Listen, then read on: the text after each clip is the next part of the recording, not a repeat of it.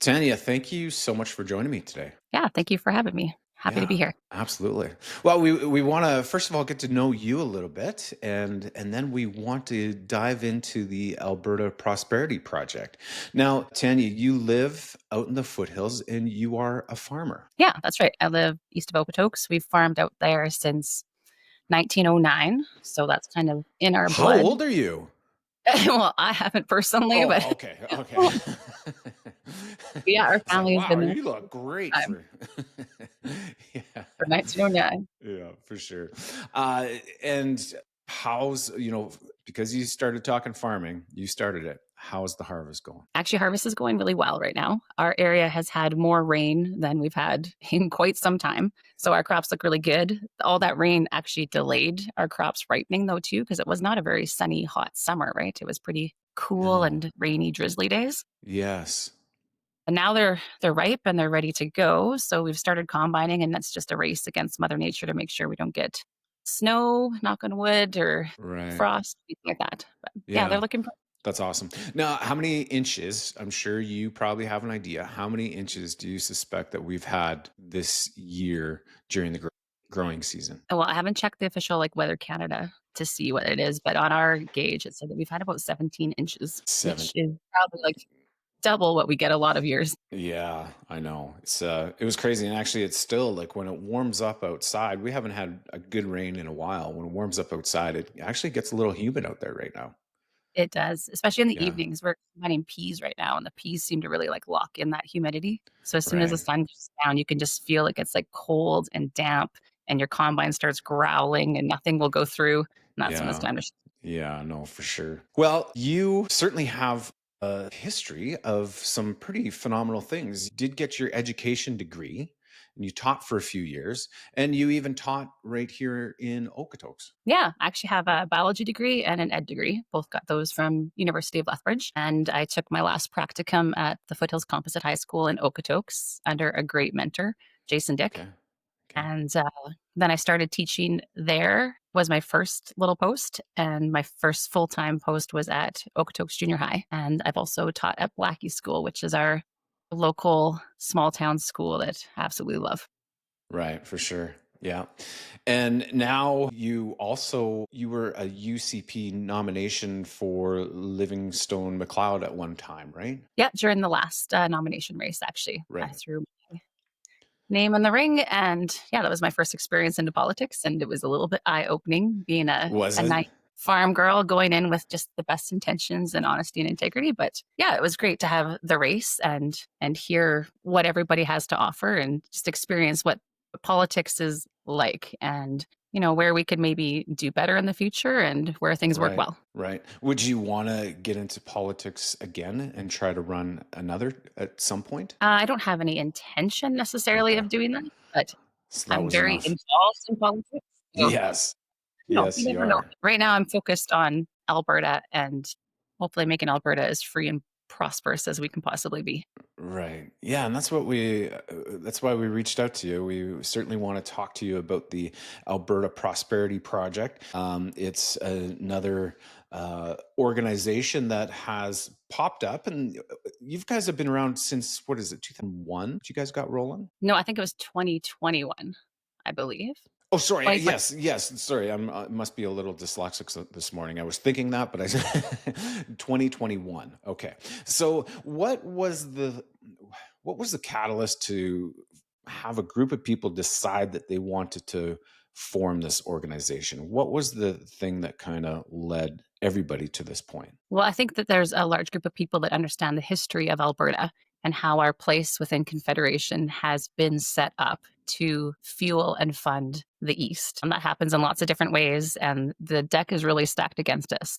The power is there, the resources go there, so the money goes there. So that's always been in the minds of people, seeing that that's happening. And then during the lockdowns, I believe that there was a large group of people that also seen how much power we have given to the government that is elected to represent us, Hmm. but we're also given this power to make decisions that weren't necessarily representative of the people they were representing. So I believe that the Alberta Prosperity Project came from a place of wanting economic sovereignty and freedom for Albertans. And that's kind of how it started up then. And that's when I first got joined in was in about 2021 as well, when they were even before they were like officially the Alberta Prosperity Project. I volunteered at my first event and listened to Dr. Dennis Modry speak for the first time. Hmm. And at that event, he had said quite a few statistics that I just didn't realize about how much money Alberta actually has given to Ottawa that we don't receive back any services for. And it's a little bit sickening when you see families that are struggling and you look at your tax bills at the end of the year to know that we're paying all of that, but not necessarily to better our own communities and our own province. So the one that he shared that still resonates with me was that if we had never had the National Energy Program that Trudeau Hmm. Sr. and if we've never had the transfer payments that largely go to Quebec, we could have lived the last 40 years with an 8 to 10% flat income tax. Hmm. And sometimes you just hear numbers and they're just numbers. But if you actually let that sink in and what that would have meant to your parents and their retirement age, to the prosperity that would have brought to your family as a household, and what you could have then done for your community with all of that extra funds, like it's quite alarming how much we've given away with nothing in return. And I guess I joined the Alberta Prosperity Project at that point because I wanted sovereignty and freedom for our province. Right. And what kind of numbers? Like when you talk about your members, how many members are part of the Alberta Prosperity Project now? Well, pre the last federal election, I believe we had about 45,000 members. Hmm. And with that federal election, there was a lot of people that their hopes were riding with Pierre Poilievre and the conservative Hmm. movement. Hmm. That we might be able to have a little bit more of negotiations and some powers with the federal government if he was elected. But when that election failed, and we've seen that even after the last 10 years of devastation that the Liberal government has brought to Hmm. Alberta, people were still choosing to vote for the Liberal government. That onboarded a ton of volunteers. So very quickly, within about the first 2 weeks after the federal election, we were up to over 200,000, 250,000 members. With that, Wow. the cool part was that brought also 20,000 volunteers that have signed up. Really? So people are willing to dedicate their time and efforts for a sovereign and free Alberta. So there is certainly a very strong movement. Now, I know that you guys do little, I call them little, and I want clarification on this because I find it very interesting because in the Western Wheel, there was a photo of, I think, a gathering that you guys had outdoors in High River just a few weeks ago. Yeah, that would be one of the local chapters. Okay. So we're an organized organization across the province, broken into like regions and then chapters within each region to make sure that we're grassroots driven, right? We want to make sure that it's the people that are driving the direction and the purpose of the Alberta Prosperity Project. So Right. that was an event that they have. I believe they have them every 2 weeks in High River, and Okotoks kind of like alternating is what Yeah. they're trying for. Okay. And they'll bring in guest speakers from like Alberta Prosperity Project or that are well versed in Alberta economics or Hmm. politics or history, and just for learning and educating because we are an educational organization. Okay. But you are not a political party. Oh no, not a political party, and we're actually nonpartisan, not Non supporting Okay, so you're not in any way, but you're probably mostly aligned with the UCP lots of closest. lots of our support are very conservative minded people. Like if you're concerned about your fiscal household, you tend to be conservative principled. Right. But we advocate for people to get involved with their government. So whoever your government is, it only works as a democracy and you only have a voice if you actually are involved. Right. Absolutely. Mhm. Now, they're obviously now Daniel Smith is talking about the basically united, what's the line that she uses? The sovereign Alberta and a united Canada. Yeah, that's That's right. what Daniel Smith is doing. Now, I know that that doesn't necessarily align with what the APP wants. You guys are going right for the separation vote. Is that correct? Like the It's correct. referendum?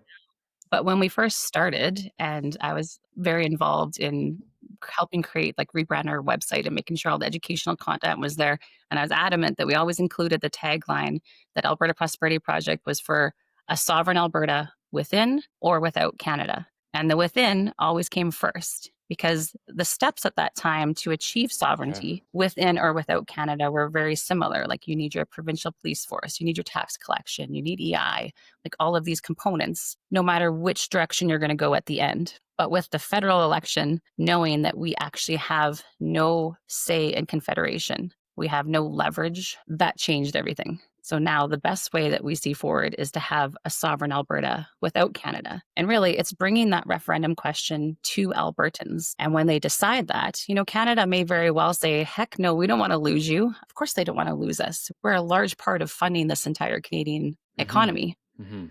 The negotiations would start. And whether we decide at that point to actually make sure that we're creating our sovereign constitution and setting up ourselves as a sovereign nation, or Canada comes back with a better offer and is willing to open up the constitution at that point to make sure that we are actually have a voice in Confederation, I'm not sure what they'll do. But either way, Alberta is able to stand on their own 2 feet and operate very well and very successfully. We just haven't been given that opportunity. Right. So keeping the door open to staying in Canada, but basically one foot out if the APP had their way, right? Yeah, our path right now is a sovereign Alberta without Canada. What Canada does with that referendum vote and what they come to the table with is up to them, but we're going the direction that we're gonna take the steps to have this referendum vote so Albertans can decide. In the meantime, we're gonna educate as many Albertans as possible so they can go into that vote feeling like they're well-versed in the pros and cons of being a sovereign nation, and then we can proceed from there. Now, with you being rural, do you feel that there's a great divide between rural and urban right now? I think that there is a divide between urban and rural. I think the media sometimes does a great job of creating more division out of where there's some Yes. division.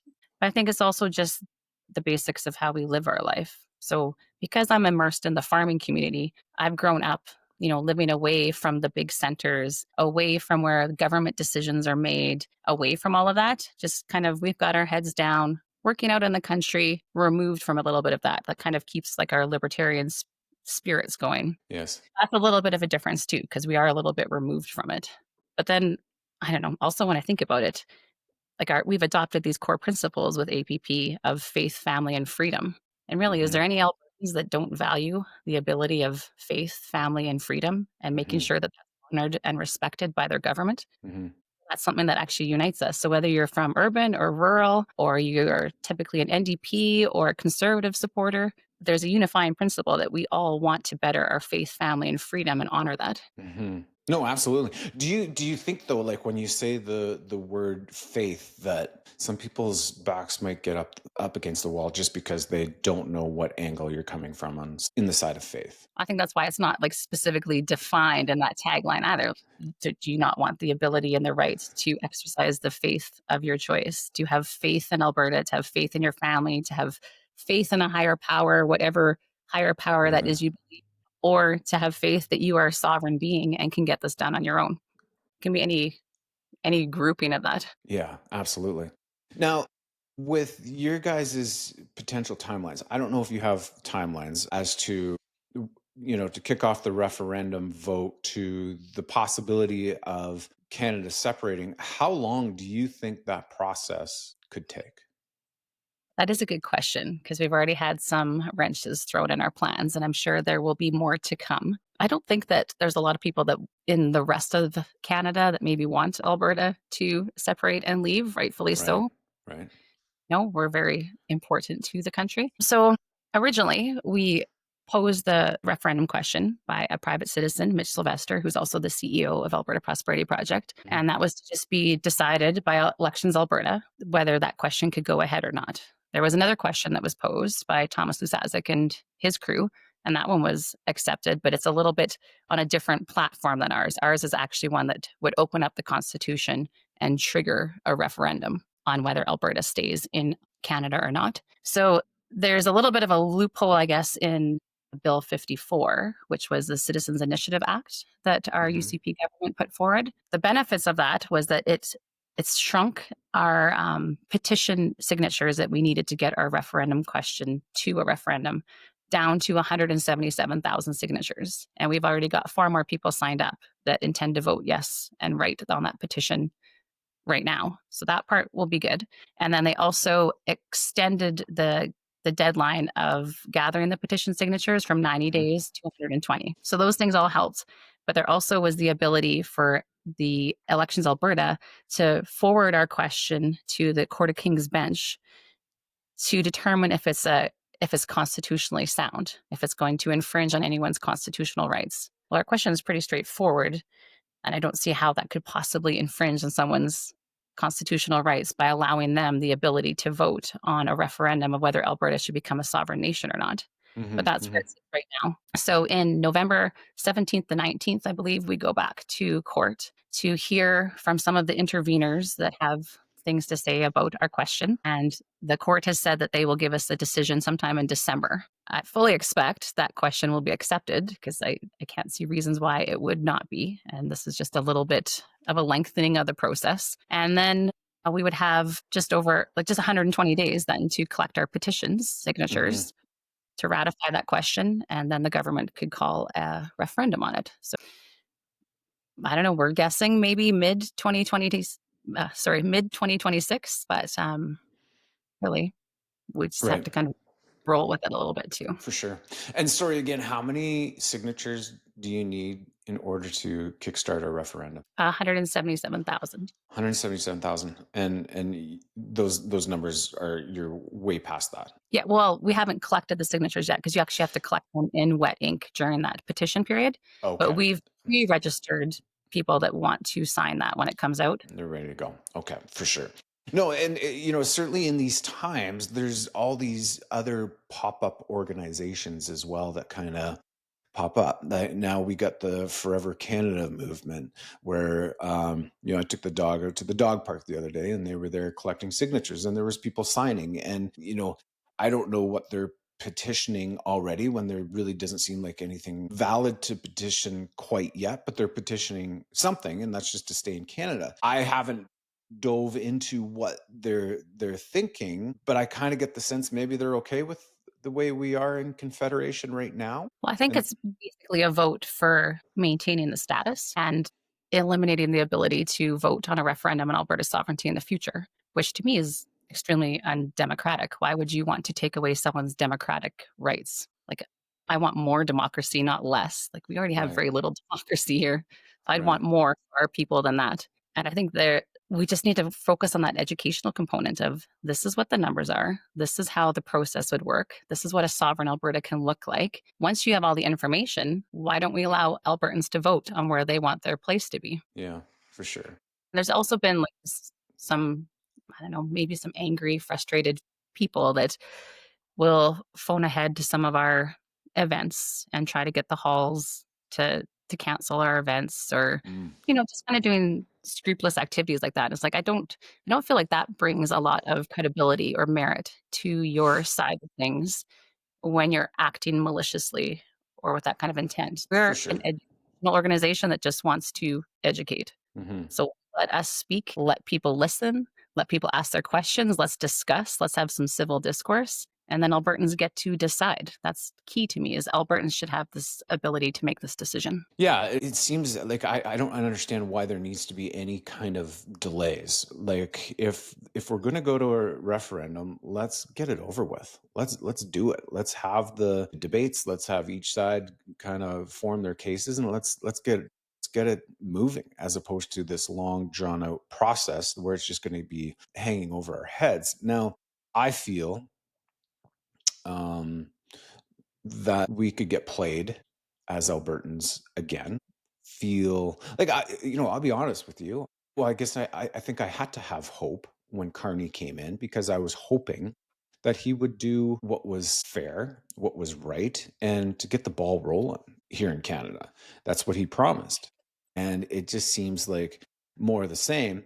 And, if even if we go through the dates, since January 6th, when Justin Trudeau stepped down, it's been a long history throughout 2025 of doing absolutely nothing in a time that we need to be kickstarting pipelines. We need to be moving forward. But now, correct me if I'm wrong, because I did listen to a podcast with yourself. And then this part where I picked up was a podcast where Jeff was being interviewed. But he's basically even saying the conservative parties of Canada didn't necessarily stand up for Alberta in the way that the APP thought they should. Yeah, well, we would always expect our government to do more for us and our elected representatives to represent us, right? Hmm. But I don't worry so much necessarily about what they're doing or what they're not doing. I just want to focus on giving Albertans the voice and the ability to actually vote on this. I think that our conservative government has opened the doors and paved the way a little bit for us to make it easier to get to a referendum vote, like with Bill 54. And I also think that what Danielle Smith and her group is doing, touring around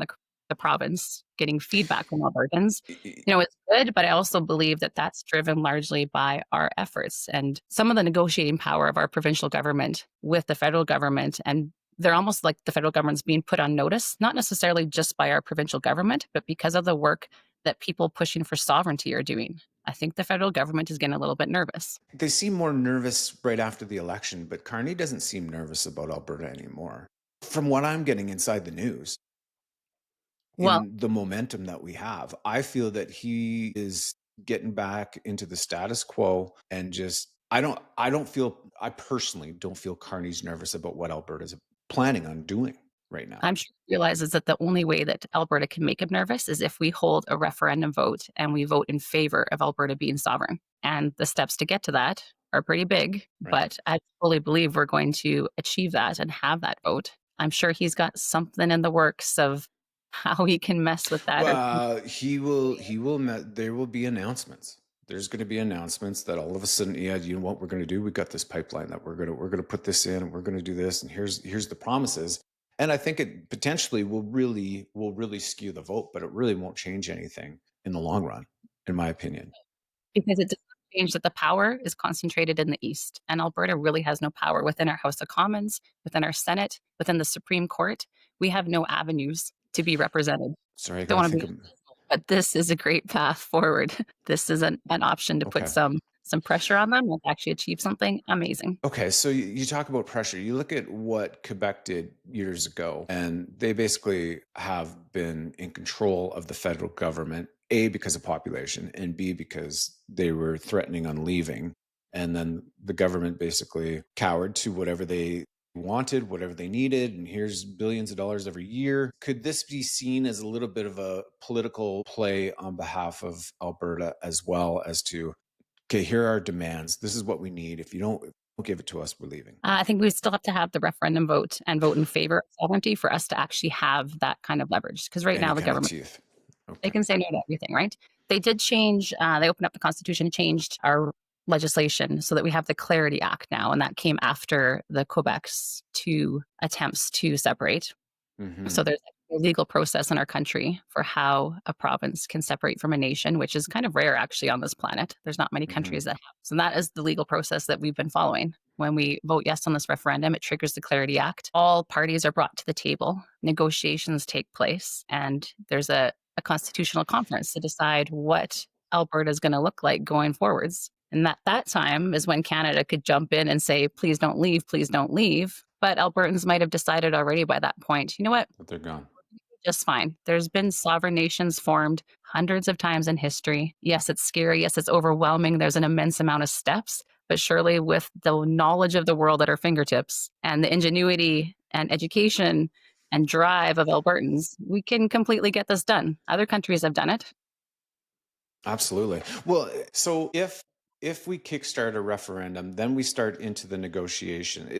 If Alberta votes in favor of becoming a sovereign nation, then it kickstarts negotiations with Canada. But we still don't have all the power because Canada can block us from leaving. Correct? I don't understand all the Yeah. constitutional legalities of that. That'd be a better question probably for Jeff Rath. But I Yeah. also know that on international standards, if two other countries recognize you as a sovereign nation, Right. you have your And that's independence away as well. And I'm sure that we have enough trading partners that would be excited about a sovereign Alberta without having to deal with Ottawa to trade resources back and forth with us, that we would be yes. recognized pretty quickly. Right. So if any listeners are interested in finding out more, actually, I printed it off last night and I read it. It's a very easy read and very articulate. It's called The Rationale for Restructuring Alberta's Relationship with Canada. It seems a little bit too good to be true when I read it. Like if somebody reads this and if this could actually come into place, like the words that are written in this, like it would be unbelievable. And it Well, I think seems too good. It's like there's no negative in there. there's not a lot of negative of being a sovereign Alberta. Like, I would like more feedback on that. I know people are very patriotic, and we've had this ideal of what Canada is in our heads our whole life. Yes. And that seems to be a big hurdle for people getting past. Like, no, I'm Canadian. I love Canadian, our military, our veterans. Yes, but that part does not change because you become an Albertan that's focusing on becoming free and prosperous and bettering your community. Plus, the Canada that we've been fed this ideal of is not the Canada that we have anymore. And I believe we can do much better. If you're very proud of our veterans and our military, that's something that we could do even better on in a sovereign Right. Alberta. Another document, though, because that is a good read as well. But this one here, The Value of Freedom, I don't know if it shows up backwards on the Yeah. screen, No, but it's good. it's on our website too, and that's the fully costed fiscal plan for an independent Alberta.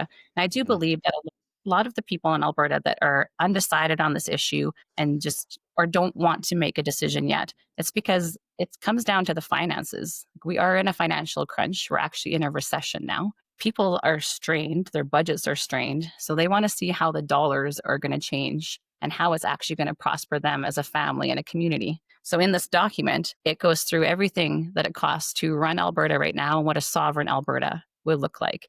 And once you start reading those numbers, like, it's impossible to ignore. It's crazy how much prosperity we are giving away or not accessing right now. Yeah, and I think going back to Daniel Smith's words, like, yeah, I was in oil and gas for years. I certainly started to see the progressional slowdown in oil and gas during Trudeau's reign. It was really disheartening because there was so much good that was happening, and then all those, the investors are nervous. They're nervous to invest in Canada. It's easier to invest in other places. And just seeing that slowdown. Honestly, I believe Daniel Smith was correct when she said this, is up until the time that Quebec chose to block the pipeline, the East. What was the East pipeline called? Energy East. Energy. There we go. Thank you. When Quebec blocked that and said, no, we're not having it, that's when everything changed. That's when we really started to scrutinize how much money was being sent to Quebec. That's when I feel any politician failed at selling it to Quebec as to how Quebec would prosper from this pipeline as well and Yeah. I feel they've missed an opportunity. They've taken the money year after year, and yet they're not willing to work with us. And I would think that if there was any politician that would have the backbone to stand up to Quebec and say, "Hey, look, you guys are blocking," or not just Quebec, any people group that are blocking prosperity from Canada, that if you are blocking us from this, we are going to have to take money away from you as a province, as a people group, whatever, because we now are missing out on this prosperity. I believe it could have been. And I spoke with John Barlow a few weeks ago, and he said, when Prime Minister Harper was in power, nobody was ever talking about unity at that time. We were to we were much more unified at that time, and Yeah. since then has been um we're not unified anymore. People, you drive to BC and you get a few comments here and there about Albertans, and Albertans are not. Alberta is really frowned upon across the country, and it's really sad. And again, I don't know what's best, but I do hope Albertans keep an open mind during this process, that we're not just going to sign up and say, oh yeah, let's separate, let's leave, or no, I want to stay with Canada. We gotta evaluate what's going on. We can't just, oh my gosh, the media in Carney said that he's going to put in pipelines, so now we're all about Canada again. It's not about that anymore. I feel like it's about so much more, and we need to get a hold of this country. And I feel like Canada is completely out of control. It is, and lots of what you said, there's very limited ability for our province, I think, to actually change much of that. Like, the equalization payments is in our constitution. So the only way to open that conversation of equalization payments is to open the constitution. To be able to do that, you have to have 7 out of 10 provinces representing over 50% of the population agree to open it. If you get past that step, the next step is you have to have a majority vote in the House of Commons. If you get past that step, the third step is you have to have a majority vote in the Senate, also not in favor of Alberta. Mm-hmm, And mm-hmm, mm-hmm. then the fourth step is the killer. Quebec has a veto vote. So anytime Alberta would want to open the Constitution, do you think we're going to be able to do that and renegotiate our place within Confederation? It is never going to happen. The Yeah. transfer payments are a federally legislated formula, but the votes are in the East. So that formula is not going to change in favor of Alberta anytime soon. And to No. give you some numbers on that, we actually send, as Albertans, between 20 to 28 billion dollars more to Ottawa every year than we receive back in any kind of services. Really. So that is money that is just taken out of Alberta to the east. Half of that, like 14 billion, goes to Quebec because they're a have-not province, even though they put in their hydroelectric energy Mm-hmm, generation their formula. mm-hmm. So Yeah. there's a lot of like loopholes and things that work against Alberta all the time. And those Right. numbers are big, but when you bring it back down to what that costs Albertans, that's $6,000 per Albertan. So a family of 4, that's $24,000 that your average family of 4 is giving away to Ottawa for nothing in return. Right. I don't know the size of your family or what things are like, but my family of 4 could use an extra $24,000 every year. That's wild. Absolutely. Yeah. That's crazy. You know, and It is. I hear people's concerns, and just hear me out on this one.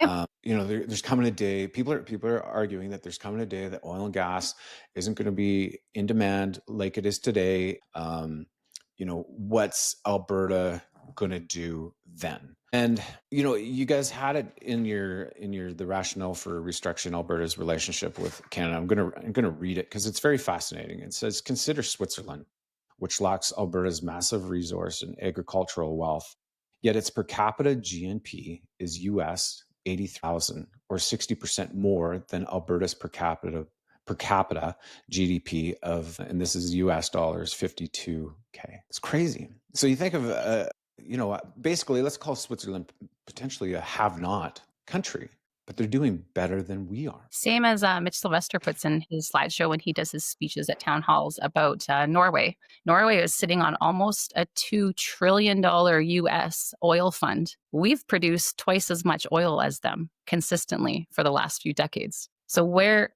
is Alberta's money? Like if you want oil and gas to be phased out at some point, fair enough, there will come a time where we have new power sources and new energy. The technologies developed for that. Today is not the day that we have that. We're not ready to go to 20% EV vehicles next year and have that load on our power grid. We simply can't Right, do it. right, right. But if we had our oil and gas and control of it here in Alberta, we could have been building up that entire wealth, that oil fund, similar to what Norway has. And that $2 Mhm. trillion, that could pay for everything. That Yeah. is your nest egg. You don't need to tap into it and pull out of it like our governments often do with our heritage fund. Pull out of it till there's nothing left. Then we got to rebuild. That $2 trillion would be there to fund social services, programs, hospitals, education, everything in Alberta. Mhm. And we've given that all away. It just blows my mind. So I don't know. This may be a stupid analogy, but sometimes when I look at the weather, I look at the weather when out west when it's warm and sunny, and then out east it's kind of cool and rainy, right? And then vice versa. Sometimes I've noticed that. I've noticed that trend that, you know, then it's rainy here and it's nice and warm out there, out in the east. It's almost like a teeter totter when it comes to the east versus west in Canada as well. When the west is doing well, the east isn't doing so well. When the east is, you know, is doing well, the west, you know, and it's a balancing act. But again, in this document as well, you talk about how the east does not want to see the west being very prosperous. They can't stand it, in fact, and they will do whatever it takes to squash that. You know, we had a prime minister for 10 years, Justin Trudeau. Before he became prime minister, I saw him on YouTube basically saying Quebec is supreme, Quebec is it. And basically, we will do whatever suits Quebec's needs first and foremost. This was coming right from the guy that was going to be prime minister. And there's a couple of things that you don't really change in people's minds, are very, very difficult to do. It's politics and religion. It's very hard to change anybody's minds when it comes to politics and religion. And we had a guy in power with that mindset, and he squashed us. He did. like what Alberta could be today, I get it. And seeing how Canada has really damaged us and limited us, and how they've taken advantage and they've abused us. They've completely abused us. And for us to sit here and take it anymore, I like the steps that we're certainly taking. Do I want the path of least resistance to a prosperous Alberta? Percent. Is the path the way you guys are suggesting the easiest? Probably not. But It is the I easiest path, though, because if there's an easier path, we would love to be able to do it Oh, I because know. I a lot of work. know. Absolutely.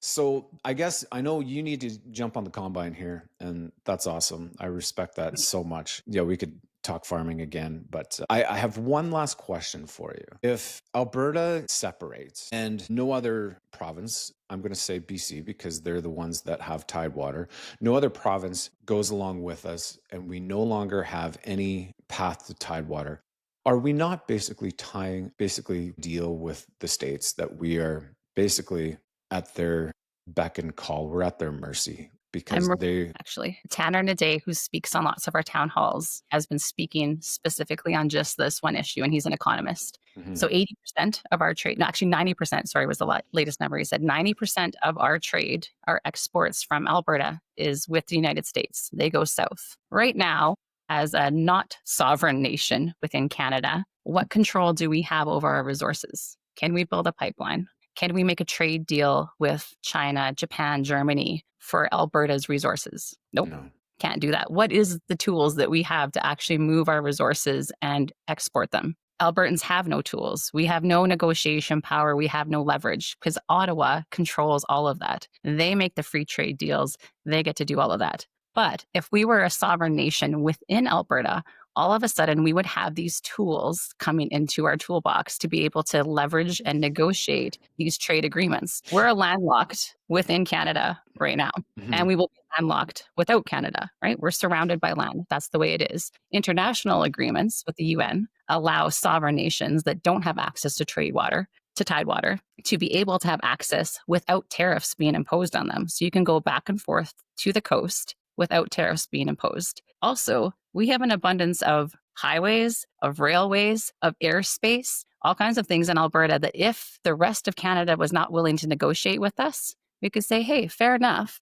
As a tool in our toolbox and some leverage here, you can't use our airspace anymore. Or every train that comes across going to the Port of Vancouver, we're just going to like put a little tariff on that and raise a little bit of funds that way and make it a little uncomfortable for you. Not that we would have to do those things, but all of a sudden, Albertans would be negotiating from a place of strength. Whereas right now, Mhm. any strength, we have no negotiation powers. It's all controlled by Ottawa. So that's an excellent question. Another reason why a sovereign Alberta would be much stronger without Canada. And that's a great answer. Thanks. Well, That, it could. yeah, no, yeah, that's because you're exactly right. We're so tight. So do you think in the end, okay, do you think BC would be better off financially if Alberta was separate? So we would, like, let's say we wanted to strike a deal with BC to put a pipeline through, that BC would then be able to negotiate their own terms on that and not deal with the Canadian government at all, BC won't be able to do that unless they're sovereign because they will still be controlled by the be Canadian controlled, government. right? But I personally suspect that if we vote in favor of becoming a sovereign nation and Alberta starts to stand on their own 2 feet, I don't think Saskatchewan's that far behind us. They have quite a sovereignty movement in their province as well. It would make sense for a lot of BC to also do that. Maybe not the major centers. I could see them being resistant, but those kinds of talks could happen after we all independently choose to become sovereign. And if we wanted to create the Buffalo province or join together and join forces, like Alberta would already be one of the top 5 most prosperous nations on the planet. If Right. we joined in with Saskatchewan or BC or other provinces in Canada to form a new nation, like it's unbelievable the prosperity and the freedom that we could build. Right. Yes. I thank you very much. You left me with so much to think about. And yeah, I appreciate your time and knowing that this is such a busy time of year for you, but I know that because you know the importance of what's going on here. And I know that you love Alberta. And yeah, like, unfortunately for me, like, personally, like, yeah, years ago, I remember when the kids were young, we'd always put up a Canada flag, Canada Day. We'd be like, yes, we'd be so proud of, putting up the Canada flag and Yep. rah rah Canada. And as the years have, there you go, right? You got a tattoo, right? And as the years have gone on, like, I love what Canada was, what it's becoming. Is completely out of control. And I feel like we could talk for hours, but I want to have a open invitation to you guys that you can jump on anytime we can talk about it. And yeah, I'm exploring all aspects. Like, I am going to be talking about forever, reaching out to Forever Canada to have them come on as well. I really think that we need to, as a society, learn how to decide. Like, the very fact, and sorry, I'm going to show my political colors here a little bit, but the very fact that us as Canadians re-elected basically the very same government that drove us down into the ground, and One person change. they voted on fear because they thought Carney was the best guy to deal with Trump. And that's what changed everything. And unfortunately, we still have the same pile of crap, and it's Yeah. not going anywhere, unfortunately. And that's what's frustrating to us as Albertans. We have this ability to be set free and to be prosperous, but we're held back. I, I, Can I I leave you with one more thought too, just before you let me go? yes. Just like this, the Value of Freedom document, that's on our website, Okay. albertaprosperity.com. So everyone can download that. It's going to be released in version 2 pretty soon because it's a public document. It's a draft for feedback for people to give ideas and suggestions on. So we've taken all those suggestions now, and the second version is going to incorporate all those. So this really is like an Albertan driven document. We provided like the framework and the numbers to start with, and the next one's going to be coming out. There will also be soon interim constitution produced that starts to give us the basis of what an Alberta constitution could actually look like in a sovereign Alberta, and to maybe Hmm. tide us over until Albertans get to ratify their new constitution when we become a sovereign nation. So those things will be on our website, and there's tons of educational resources on there. There's lots of numbers. There's insights from all different kinds of people, articles. I'd really encourage people to go and look at that and read it, ask questions, come on social Hmm. media, discuss civilly, and make sure that everyone's well educated going into this referendum vote. Yeah, and I think that's the thing, like, discussing things civilly. I think that's where we've lost that. We've lost the art of being able to disagree with someone. And then, even though we disagree, like, can we try to figure out where they're coming from and what they're thinking? What angle do they have? And, I think social media to some degree is certainly to blame for that. We just kind of, let our opinions out. Very rarely are people's minds changed in a debate. And, but sitting and listening to facts, and I think the facts certainly do provide a pretty good background for at least looking at different options for Alberta. Absolutely. So, Yeah. And also Tanya, coming our town halls would be great too. Come to a town hall, listen to what the speakers have to say from Alberta Prosperity Project. There's question and answers afterwards always. And then we all stick around too just to have those conversations because lots of times it's like the one-on-one conversations where people actually feel heard and get to yes. listen and discuss that opinions are formed. Yeah, you're so right when you say when people actually feel heard. And again, just, yeah, this is totally rabbit trailing. We don't have time because you got to go combining. But yeah, if Justin Trudeau just would have sat down with the trucker convoy, I bet you that trucker convoy would have, if they would have felt at least they were heard by the prime minister. But he called them criminals right out the gate, and that's what's very That's disheartening. So yeah. Tanya, thank you for your time. I appreciate you very much. I appreciate anybody that's willing to take such a stand because there's some personal sacrifices to running something like this as well. I can't imagine there's any compensation, but it's just you're running it out of passion. And I we're appreciate all that very much. mm. Right on. Well, thank Thank you. you I so much. appreciate talking.